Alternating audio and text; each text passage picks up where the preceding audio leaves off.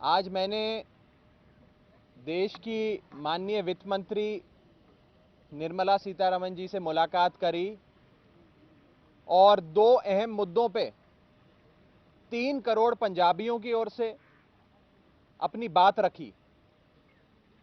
पहली चीज, पूरी दुनिया से सचखंड श्री हरमंदिर साहब द होली गोल्डन टेम्पल लाखों लोग रोज आते हैं। संगत जो वहां आती है वो गोल्डन टेम्पल के बाहर बने जितने भी सराह हैं, यानी कि छोटे छोटे अकोमोडेशन सेंटर्स, जिन्हें गुरुद्वारा प्रबंधक कमेटी हो, गुरुद्वारा प्रशासन हो, वो चलाता है। आज केंद्र में बैठी सरकार ने उन सराह पर भी, उन छोटे अकोमोडेशन सेंटर्स पर भी 12% जीएसटी लगाकर संगत का और संगत की सेवा का अपमान किया है। ये टैक्स हमें मुगल काल के शासक औरंगजेब के जजिया टैक्स की याद दिलाता है, जब औरंगजेब ने तीर्थ यात्रा पर टैक्स लगाकर, जजिया लगाकर टैक्स वसूलना शुरू किया था।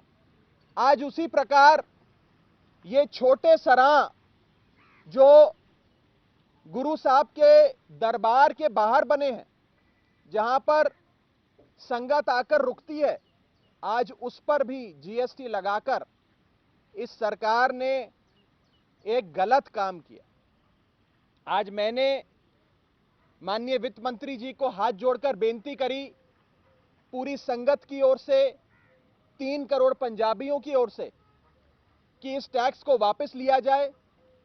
हमारी श्रद्धा पे, हमारी भक्ति पे, हमारी भावनाओं पे, हमारे सेंटिमेंट्स पर, हमारी बिलीफ्स पर इस टाइप का कोई टैक्स नहीं लगना चाहिए।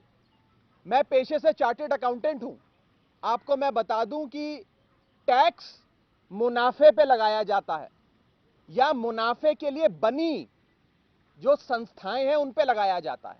जैसे कोई 5 सितारा होटल में जाकर रहे तो उस पे जीएसटी लगता है। जो भी मुनाफे के लिए बनी कंपनियां हैं उन पर जीएसटी लगता है, यानी कि टैक्स लगता है। लेकिन जो संस्था मुनाफे के लिए नहीं बल्कि सेवा के लिए बनी है, उस पर कोई टैक्स नहीं लगता। हिंदुस्तान में आज तक नहीं लगा। लेकिन इस सरकार ने सेवा के लिए, नॉट फॉर प्रॉफिट, सेवा के लिए बनी संस्थाओं पर भी टैक्स लगाने का काम किया है। मैंने सरकार को टैक्स लगाने के इस बेसिक रूल के बारे में भी बताया कि टैक्स मुनाफे पर लगाया जाता है, सेवा के लिए बने केंद्रों पर और सराहों पर नहीं लगाया जाता। इसी के साथ साथ मैंने एक और बड़ा मुद्दा पंजाब का माननीय वित्त मंत्री जी के सामने रखा और उठाया। वो था पंजाब को एक बड़ा फाइनेंशियल पैकेज देने का। पंजाब ने अपना पेट काटकर देश का पेट भरने का काम किया। पंजाब के किसानों ने, पंजाब ने 1965 में जब देश में अनाज की कमी हुई, जब देश अनाज के एक बहुत बुरे दौर से गुजर रहा था, हमें देश का पेट पालने के लिए दुनिया भर से अनाज इंपोर्ट करना पड़ रहा था, उस दौर में पंजाब के किसानों ने देश का पेट भरा।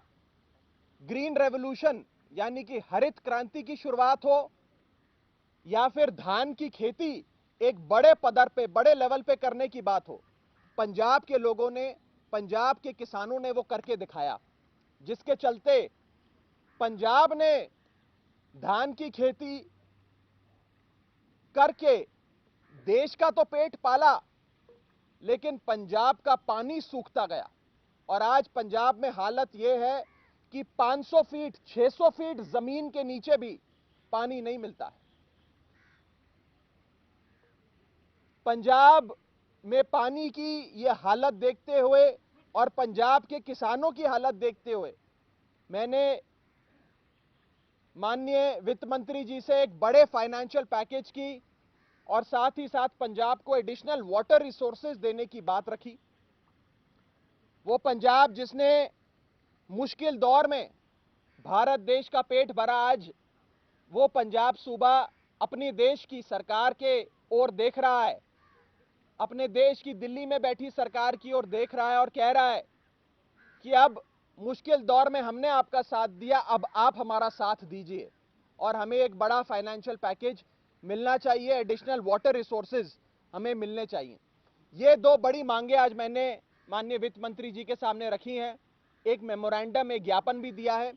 उन्होंने बड़े आराम से मेरी बात सुनी, मेरा जो ज्ञापन था वो लिया और मुझे विश्वास है कि जरूर इस पर केंद्र सरकार कार्रवाई करेगी और पंजाब के साथ जो सदियों से केंद्र सरकार एक सौतेला व्यवहार करती आई है, वो सौतेला व्यवहार बंद होगा और पंजाब का हक पंजाब को मिलेगा। आम आदमी पार्टी पंजाब के हकों की ये लड़ाई लड़ती रहेगी, सदन में भी लड़ेगी, सदन के बाहर में भी लड़ेगी। नहीं, एमएसपी की कमेटी के बारे में हम पहले ही केंद्र सरकार को ये लिख कर दे चुके हैं, सदन में भी ये मुद्दा उठाया कि किसानों के लिए बनी ये कमेटी एक धोखा है। इस कमेटी में केवल बीजेपी के सपोर्टर, समर्थक, बीजेपी के मेंबर्स हैं। ये कमेटी कभी भी देश के किसान का हित नहीं सोच सकती। इस कमेटी को भंग करके एक नई एमएसपी कमेटी का गठन हो, जो एक बैलेंस्ड कमेटी हो और उसका सिर्फ एक ही उद्देश्य होना चाहिए, एमएसपी को कानूनी गारंटी देना। आज जो कमेटी बनाई गई है उसके टर्म्स में भी ये नहीं लिखा कि वो एमएसपी को कानूनी गारंटी देने के लिए बनाई गई समिति।